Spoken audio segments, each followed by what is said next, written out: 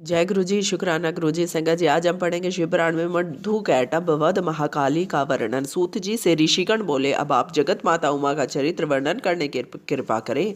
सूत जी बोले, आप लोग धन्य हैं जो परम मंगलदायक भगवती के चरित्र को सुनना चाहते हैं। सवरोचिस मनवंतर में एक राजा हुआ जिसका नाम विरत था। विरत के पुत्र का नाम सूरत था। सूरत बहुत ही पराक्रमी और तेजस्वी था। दूसरे देशों के 9 राजाओं ने मिलकर सूरत पर आक्रमण कर दिया और उसके राज्य पर अधिकार कर लिया। इस पर सूरत एक वन में महर्षि मेधातिथि के आश्रम में जाकर रहने लगा। वहीं पर एक वैश्य भी घर से दुखी होकर वहां आ पहुंचा। राजा सूरत ने वैश्य का परिचय पूछा तो वह अपनी आंखों में अश्रु भरकर दीन दुखियों की तरह बोला, मेरा नाम समाधि है, मैं जाति से वैश्य हूँ।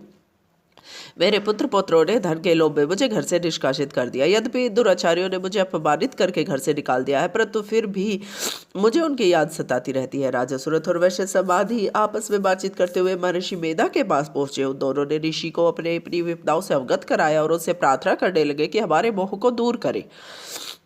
ऋषि मेधा ने कहा, हे राजा, सबके हृदय को आकर्षित करने वाली शक्ति रूपा देवी है। वह संसार की रचना, पालन तथा संहार का कार्य करती है। सुनकर राजा सूरत पूछने लगा, हे स्वामी, हे महामाया शक्ति रूपा देवी कौन है? कृपया हमें बताने का कष्ट करें। ऋषि बोले, पढ़ने के समय भगवान श्री हरि शेष शैया पर योग निद्रा के अधीन शयन कर रहे थे। उस समय भगवान श्री हरि के कान के मैल से मधु कैटभ नाम के 2 दैत्य उत्पन्न हुए। श्री हरि के नाभि से कमल और कमल से ब्रह्मा जी प्रकट हुए।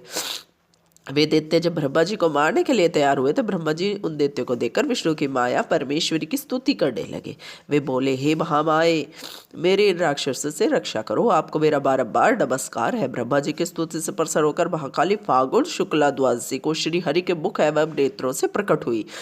उसी समय भगवान श्री हरि भी जाग गए। उन्होंने उन राक्षसों को जगहों पर रखकर अपने चक्र से काट डाला।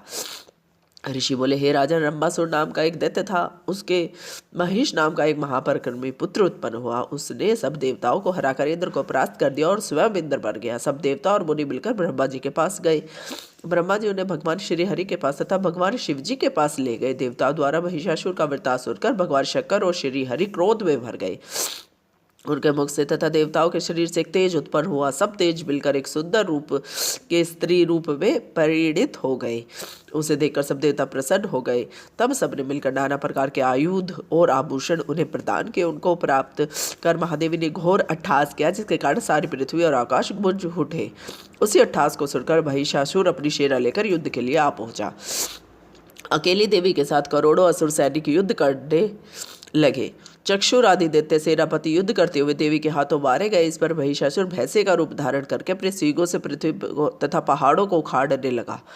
फिर उन्हें सिंह का रूप धारण कर लिया। तब देवी ने उसका सिर अपनी तलवार से काटकर वध कर दिया। देवी ने उसकी ग्रीवा में त्रिशूल मारकर सदा के लिए पृथ्वी पर सुला दिया।